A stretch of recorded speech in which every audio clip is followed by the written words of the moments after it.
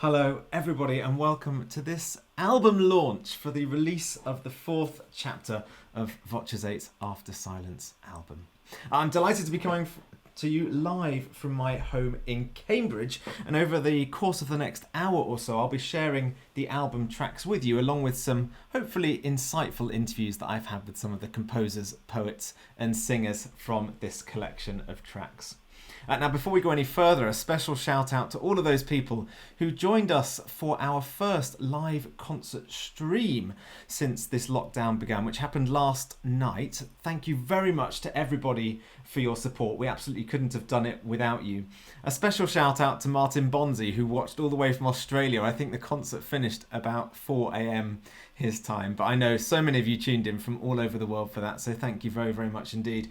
If you missed that concert, then it will be coming up with the opportunity to purchase it in the next few days, so keep your eyes peeled for that. Now, as ever, we're going to be on the chat threads during this show, and we would love to interact with you. So if you have any comments or thoughts or things you'd like to share or questions you'd like to ask even, then please get on there and we'll be really happy to chat with you. At least come on and say hello to us. A reminder as well that if you're enjoying this content, you can send stars on Facebook and super chats on YouTube, and we really appreciate your support, especially at this difficult time. Now, a quote from Aldous Huxley on which this album is based. After silence, that which comes closest to expressing the inexpressible is music. That's taken from his book called Music at Night and other essays, and as I say, it underpins all of the repertoire choices which have been formed part of this 4-chapter project. It's going to come out as a compendium, double compendium album on the 24th of July, but you can now hear all of that music on your streaming services over these 4 chapters. Now, you've just heard Frank Ticelli's Earth Song at the beginning of this stream, and that's the opening track on this new chapter. And as I wrote in my note at the beginning of this CD, we are trying to celebrate our 15 years as a group, our 15th anniversary with this album. And a really important part of those 15 years has been collaboration. I'm delighted then that this 4th chapter, which is called Elemental, as we explore themes of returning to first principles, describing the great forces of nature, and in the invocation of the classical elements. As we celebrate all of that, we're also sharing with you commissions by 2 composers, one of which was our composer in residence. He left his post, Jonathan Dove left his post in 2019, and he was the composer of the first commission that we're going to share with you today, and I caught up with him a couple of days ago. I'm delighted to introduce British composer Jonathan Dove, who is the writer of our next piece.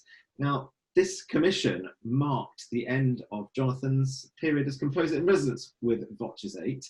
So, Jonathan, would you mind telling us a little bit about Virtue? Yeah, well, so Virtue, the poem by George Herbert, was in my collection of poems that I want to set one day. And I kind of accumulate these texts over the years and think one day I'm going to find just the right moment to set this text. So it was in the back of my mind, but during our collaboration, I heard VOCES8 do so many different things and realised you're a group who can do anything, and that made it really hard to choose which way to go. Should it be something virtuosic, something using incredibly rich polyphony, or should it be something very simple and catchy? And I hadn't really decided for myself consciously, but just I had this unusual experience one day on a Greek island, waking up one morning and hearing this choral music unfolding in my mind. And I thought, this is fantastic. If I just lie here quietly and listen carefully, the whole piece is going to write itself, and then I just need to write it down. So I listened, and when I got back home to London, I did start to write it down and thought, well, but what are the words? What are the words of this music? And it was, I had by then realized this must be a piece of VOCES8 because it was indeed in 8 parts.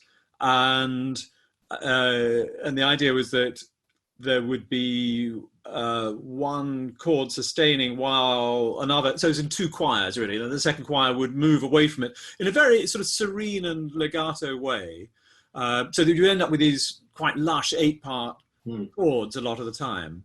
And I realized that I would particularly want to hear VOCES8 do that. That's very sweet. It reminds me a lot of a watercolour, because of the way that one choir holds and the other one moves off. It just sort of smudges the edges and it all overlaps beautifully, and you get this fantastic landscape. I actually remember, it's a very romantic hearing your story about waking up on a Greek island. It seems all the more sort of classic now, doesn't it? Classical, now that we're not able to travel at the moment. But I remember performing the premiere of this piece, which we did in Salisbury. And it's always a great honour to sing work to a composer when they're in the room. But to realise also it's the first time, I got quite emotional. I think I shed a tear even at the end of this performance. So it's a beautiful piece. Now, the poetry itself, do you have any insight? Could you give our listeners any insight into the way the poetry unfolds? Well, so it's sort of 4 verses, and the first 3 verses are all about things of the world and things of nature, and they all sound wonderful, but then it turns out that they all die. So the first, sweet day, so cool, so calm, so bright, and then the second verse is sweet rose, and thou must die, and then sweet spring, and the last line of that is and all must die. And then the moral is that only virtue is the thing that lives forever. So there is a happy ending, but it's a sort of metaphysical ending. So the things of the physical things are temporal and doomed, but virtue lives on.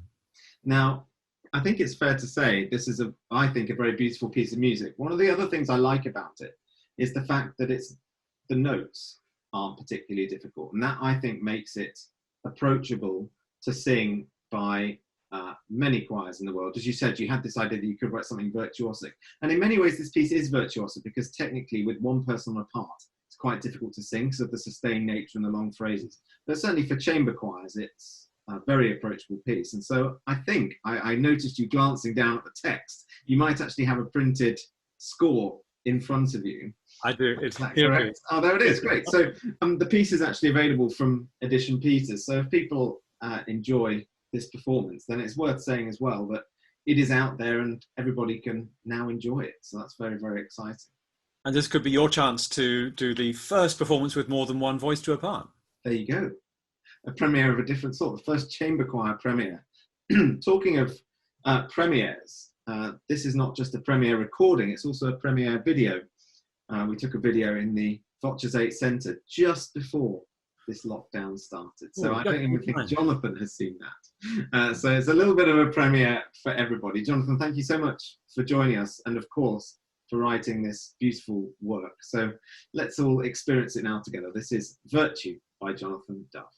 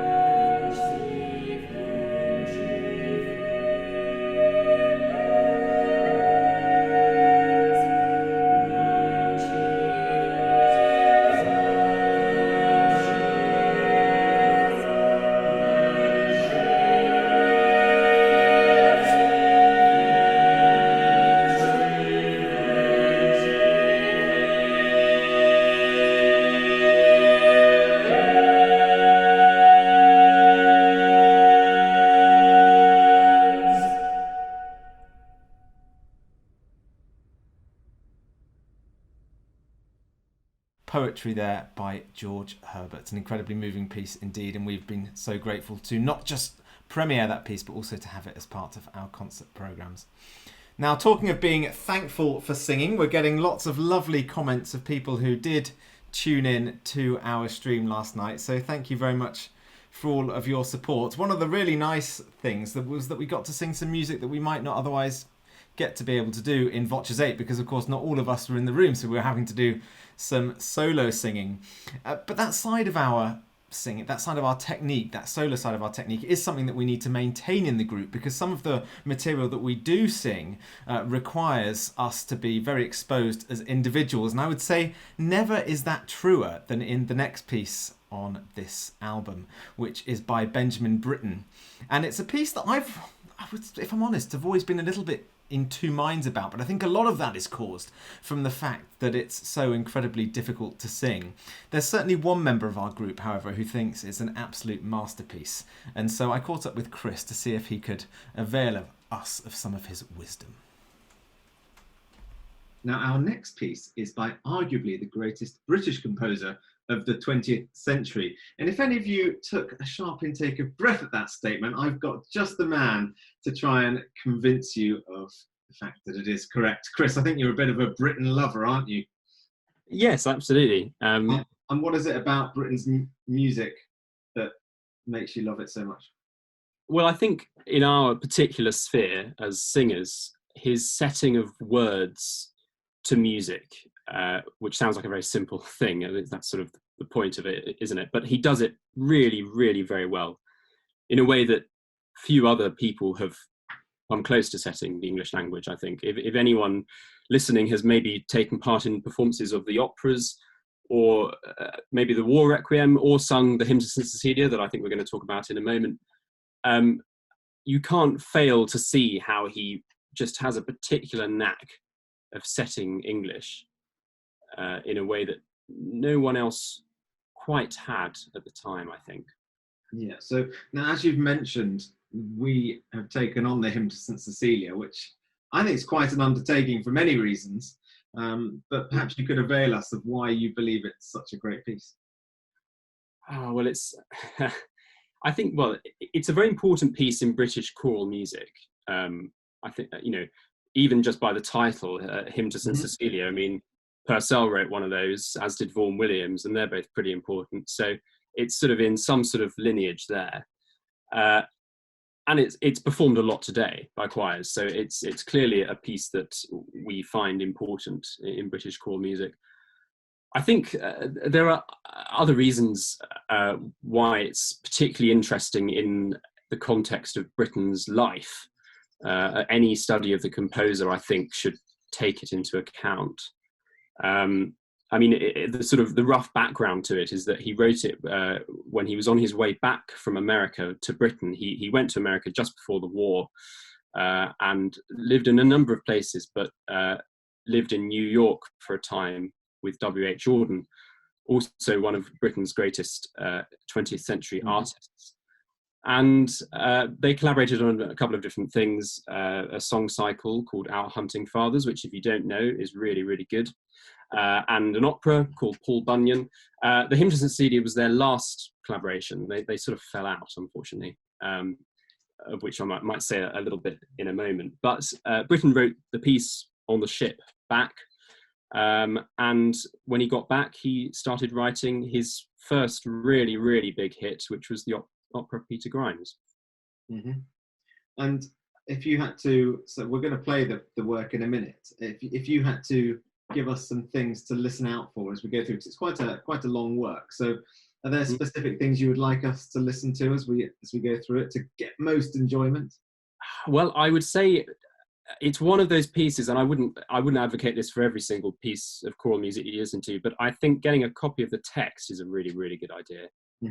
Because it's very, very dense and contains a lot of hidden meaning. I mean, this is what I mean when I talk about his relationship with W.H. Auden.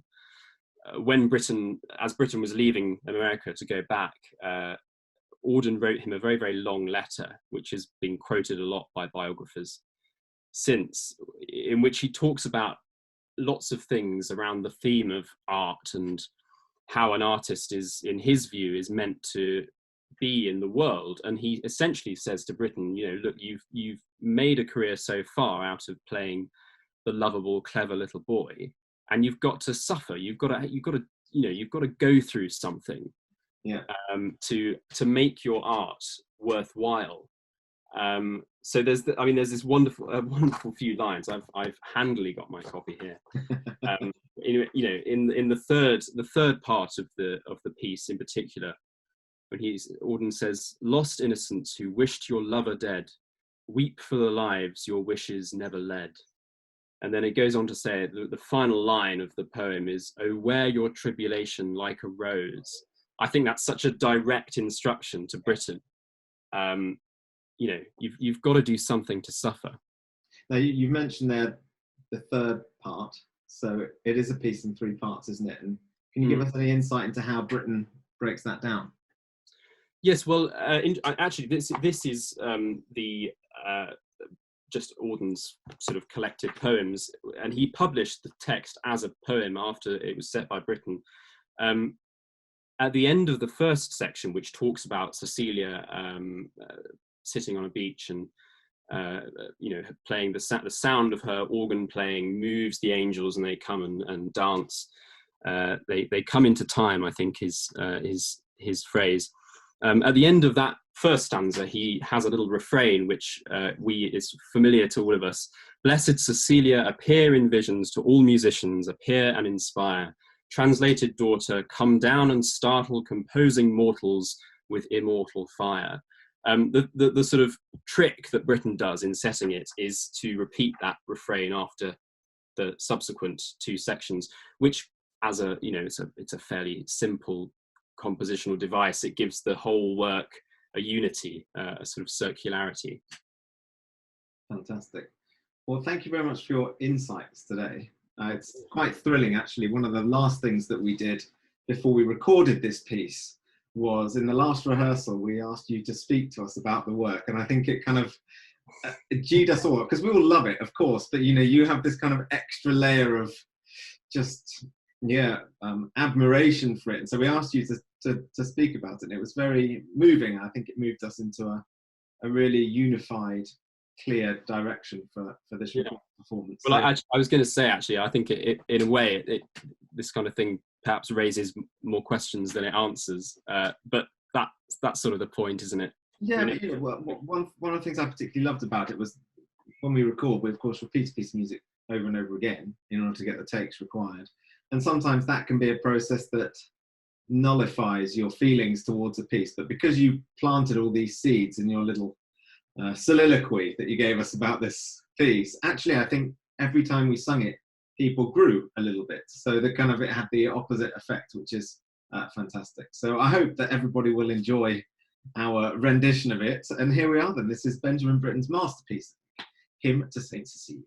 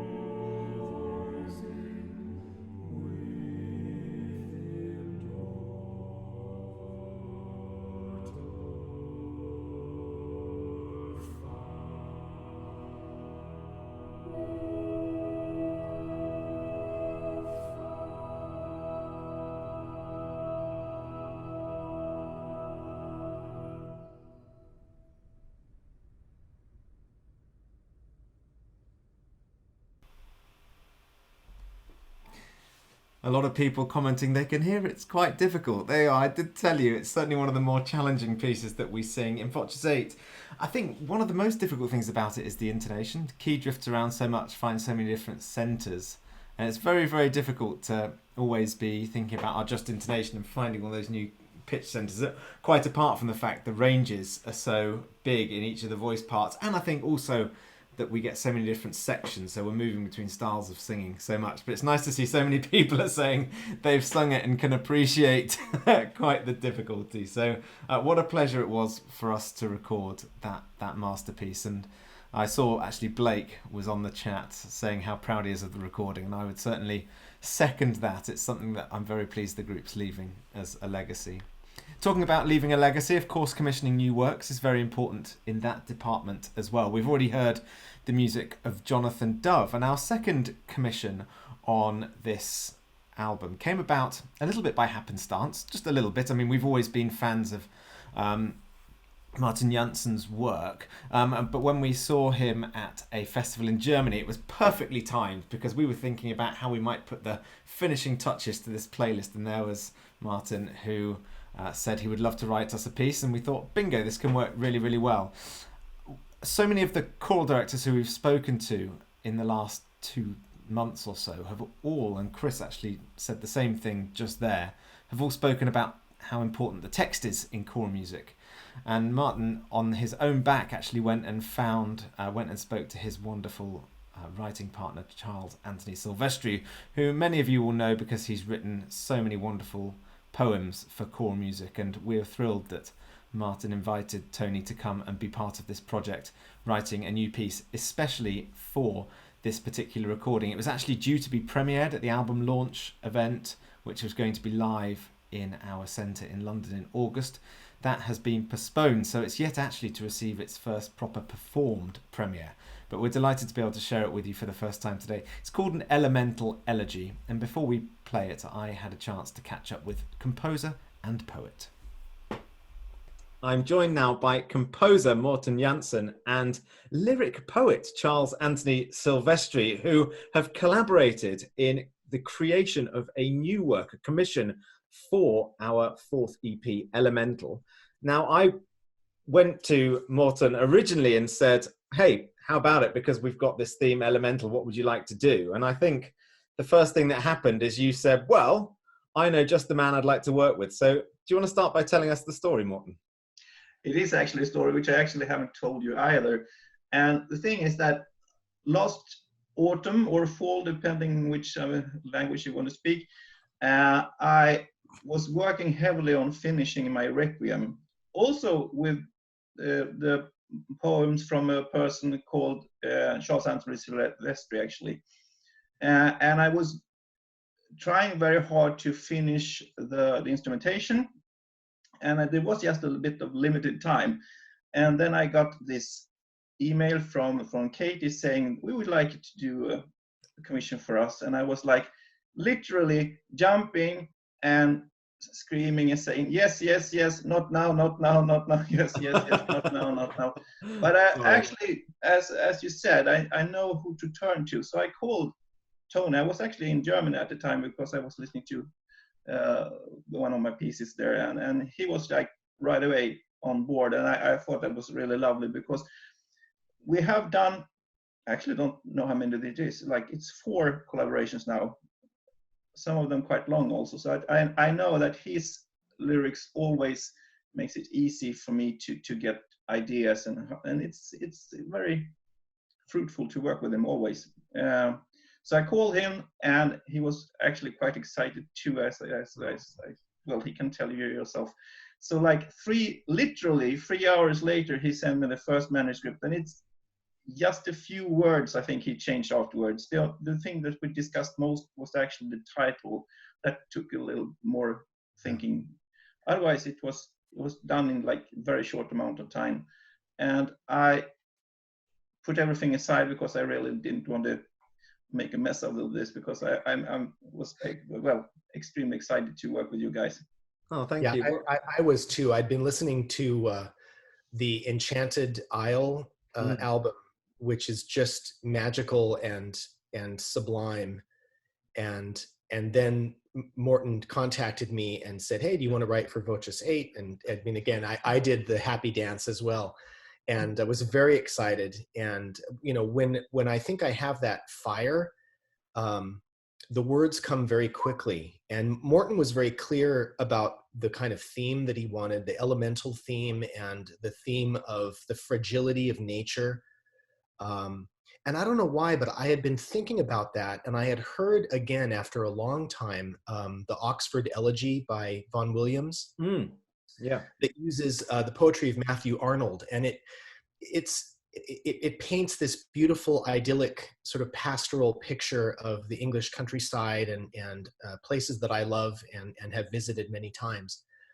And so it was relatively easy for me to sort of conjure a mythical place that is being threatened all around us. Here, I live in Northeast Kansas, and the encroaching growth of sprawl is felt here as well.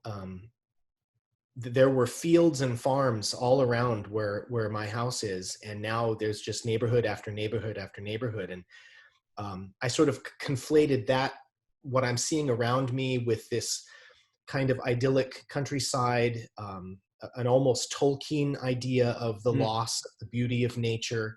And just, it all just kind of exploded, and I created this place. Beautiful. I was very touched when I read the poetry for the first time. I was going to ask Mårten, what's the first thing you do? So I know obviously you've written to Tony, and you get this very powerful text back. What process do you then go through to digest that and begin to sow the seeds of something musical?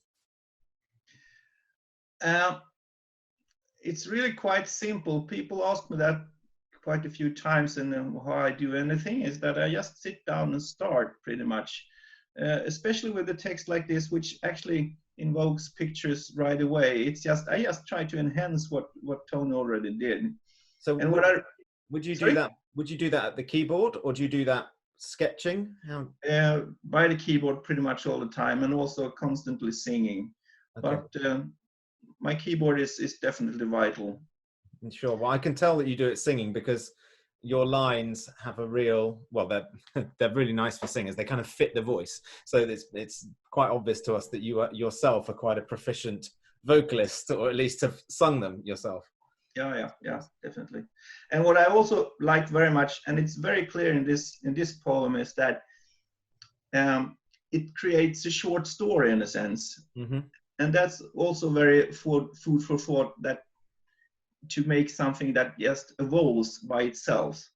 Otherwise, I mean, like, there are quite a few poems which are really nice, which just describes a situation or a feeling, but I always like when it really is something that I can describe, which has a start and something that happens, and then some sort of end. I try to do all that heavy lifting for the composers I write for, so that the pieces are programmatic, that they take the audience on a journey. There is a beginning, a middle, and an end. There's a volta somewhere right around the golden mean of the poem, right when the composer is going to need to do something like change keys or change tone or whatever.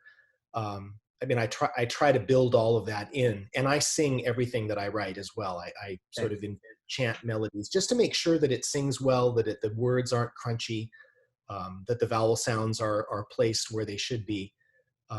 So do you find then, Tony, that once the composer has say, had a first draft of the piece, would you then expect or wish that you would be able to consider the words again once the music is more in place, or do you kind of write it and then think, oh no, I'm pretty happy with that, and let it go? Well, usually I'm very happy with it. The composers that I've worked with are really, really talented and creative and in sync with me. They've chosen me for a reason, to write for them, so they understand, and we have this wonderful working relationship.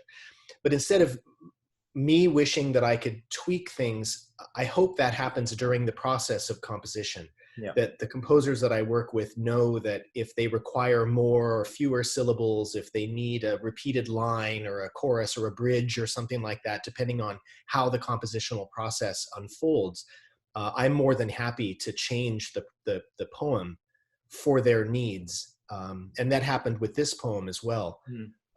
I originally hadn't used the word elemental in the poem, even though the elements of air and earth and fire and water are built into the poem. The word itself wasn't there, and Mårten thought that was important. We changed the title. The oak tree was originally an ash tree, so little like that got changed. But there's a beautiful line in it. There's a beautiful line in it that, to me, makes the whole piece at the end, where it's I'm just actually remembering this now off the top of my head, so do correct me if I quote incorrectly, but it says, "Yet elemental finds a way." That's nature, ever-changing, elemental finds a way. It's absolutely, there's a beautiful turn of phrase in that, especially after that. One of the things I really am impressed with and have enjoyed is that it's very easy, I think, when you're asked to create a choral commission, to, especially if it's not going to be the longest piece in the world, is to create a kind of just a little sort of sweet bit of finger food. And one thing that we think about a lot when we program is trying to create a meal rather than a lot of small, perfectly formed, delicate pastries. And so having a piece that, even though it's, 5 minutes long, it actually really tackles some serious issues. And that's of course credit to the poetry, but then when you come to the music, it doesn't just sing a nice melody all the way through. That goes through some really different textures, harmonic progressions. Some of it's melodic, some of it's actually quite sinister. It's a very impressive piece of art. And when I first saw it on the page, to be honest, when I first saw it on the page, I thought, oh, okay, that's the first thing, I'm sorry to say, the first thing I look at some of the time is how long is this going to take us to learn? Because immediately I've got my hat on of like, okay, when can we fit it in the schedule, etc. So we're recording in 2 months, and the first thing I looked up, I thought, okay, that looks really nice. It looks really singable. That's maybe going to take us a few hours to learn, and then we'll be able to work with Mårten in the session and get it going. And then when we started to practice it, we kind of kept peeling back these layers, both in the text and the music, which took so much. Well, it didn't take a lot of discussion. It evoked a great amount of discussion in the group. And for me, that's the sign of a very good piece of art and a great piece. And we ended up going and going and going at this piece for hours and hours and hours, to good effect, I hope, in the end. And then, of course, we also spent some time with you, Mårten, in the session, hearing your impression on it as well. And it was actually turned out to be a significant challenge in a really good way for the group. That's really interesting. What did you talk about? Do you remember? Well, we talked about things like, within the meanings of the text, what sort of direction, how, this idea of some of the sinister parts, were we going to go at this with a sense of anger, of genuine distress, or were we going to sing it like we sort of felt like this had happened and we were in some ways powerless and therefore a little bit broken in that way? All these sorts of conversations. And then you wrote so many interesting musical markings in the score with the tempi and the way the music flowed, and the fact it kind of changes section on a number of different times, and how we were going to, did we want the piece to feel like it was a sort of set of really different emotions, or did we want to try and convey a performance that had more of a sense of line and carry through it? All of these things. It was really, really genuinely challenging, which I think is really good. And it was a very good process for us, artistic process for us to go through. I'm curious. It makes me feel really good that you guys would do that. I would hope that every choir would go through that process with all the lyrics that they're singing, so that they can really have a sense of how to act or emote that text. It's great that you described that process and how deep it was for you all. It's amazing, actually. I've spoken to a lot of choral directors in the past couple of months as part of our online campaign during lockdown. And I've asked so many of them about how they create their art. And, you know, you talking to people who are well known even for the homogeneity of their sound, for example. And when you ask them this question, they all come back to the same answer. It starts with the text. And, you know, so I mean, I think that, you know, composers, certainly from my perspective, if I pick up a piece, the first thing I look at is who's composed it. But actually, listening to ourselves talking about the text all the time, shouldn't maybe the first thing we look at be who wrote the text? It's quite an interesting thing. So it's really nice that you guys have such a good relationship. Now, Mårten, you came to the sessions themselves, and I'm curious, I'm sure our listeners will be really curious about what you made of the recording environment. Oh, lots of things. Sorry for saying so, but I was actually a bit intimidated and scared because I'm sorry. I am too. The moment you put a microphone in front of me, I'm like, oh, I don't want to sing. Yeah, but it's yeah, because your guys are great. Some portion of starstruckness occurred. Seriously, so sweet. Well, we're the same. But we were yearning. I remember we were yearning to hear from you because, you know, there's nothing quite so. I think everybody in some way wishes to please their master. I certainly do, and the group certainly does. I think it's kind of inbuilt in us as choral singers that we want to please the conductor. You know, there's this kind of inbuilt thing that we've had for our whole lives. And of course, in this instance, we very much felt that you're the conductor because we're singing your piece of music to you for the first time. So we were like all there, like waiting for your judgment. Okay. Yeah. I that thing I wasn't afraid of, seriously, because I know you were going to deliver, so that was no problem whatsoever. I was impressed. Even so, I was impressed with the way you worked. I mean, like, I wasn't expecting anything less, really, but I still was impressed with how you worked and how also you worked with Adrian Peacock, the producer, and how should I say, the amount of integrity you showed to each other while still being quite precise in, I think you should do this, and maybe you were a bit too loud there, and so on and so forth. And I thought that was really impressive because, I mean, like, probably that's one of the reasons why groups like you actually survive, is that you can be specific but still keeping friends and a nice tone. But it was really nice to seeing you work. As you might remember, I even sneaked in the day after to see the other recordings, also just to hear you talk and to reflect on your work, because that was really quite interesting. It's also just generally nice to meet you guys in general. I wish there would be time to speak to you more at some point, but that's the way this work is working. Well, there's time now, which is really nice. I think one of the things that I've enjoyed about this difficult period is the fact that there is more time. Like, genuinely, if I would have struggled to find time to sit down with the two of you before lockdown. And I think, in many ways, having this period just gives us a little bit of chance to grab some perspective and see, I wish I'd had this conversation before the recording session, and maybe next time, that's something we might aim for. But it's an exquisite work, and something that we feel so privileged to have been able to bring to an audience. We do consider ourselves as conduits, as singers, for your great art. So thank you very much indeed. And I sincerely hope that our audience will not just enjoy this piece, but actually also be challenged by it. And I think that's a critical thing to say, and certainly something that we were. So just before I let you go, I would love to say thank you very much, but also just remind everybody that Tony here is also well known for having written some other lyrics that are appearing on this CD. And it would be very nice just to scratch the surface, Tony, if you don't mind, of your working relationship also with Eric Whittaker, because of course on this album we have Sleep, and I think there's a story there too.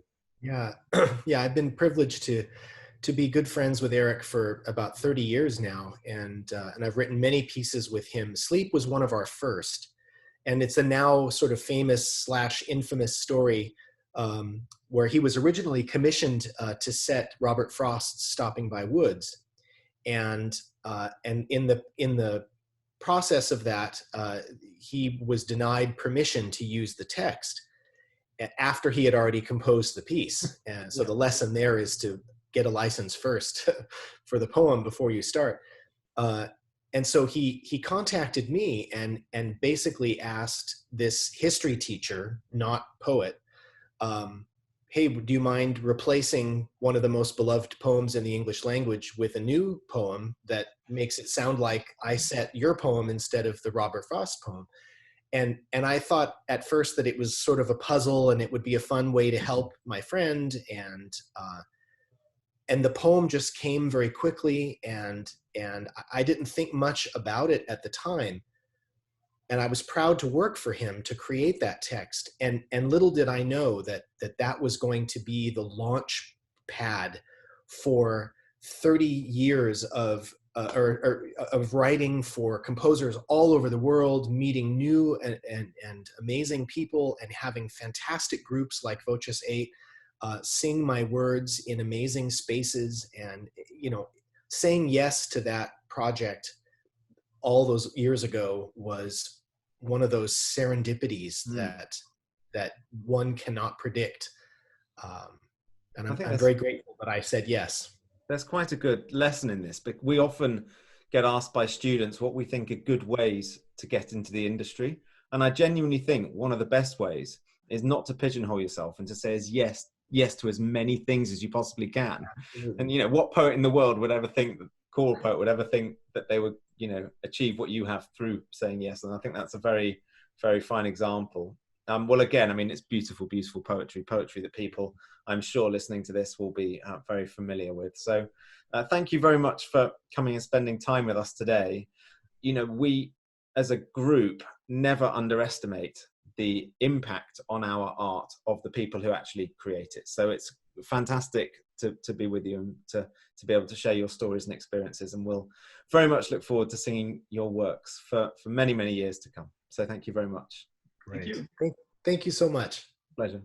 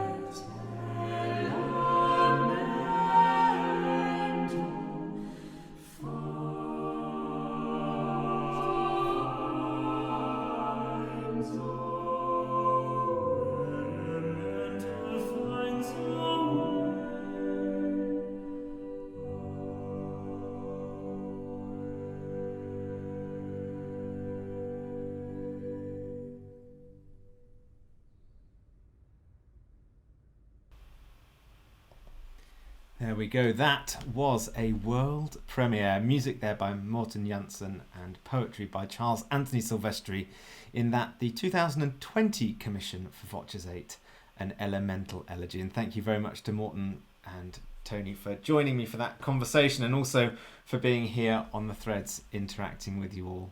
It's what a pleasure to sing new music.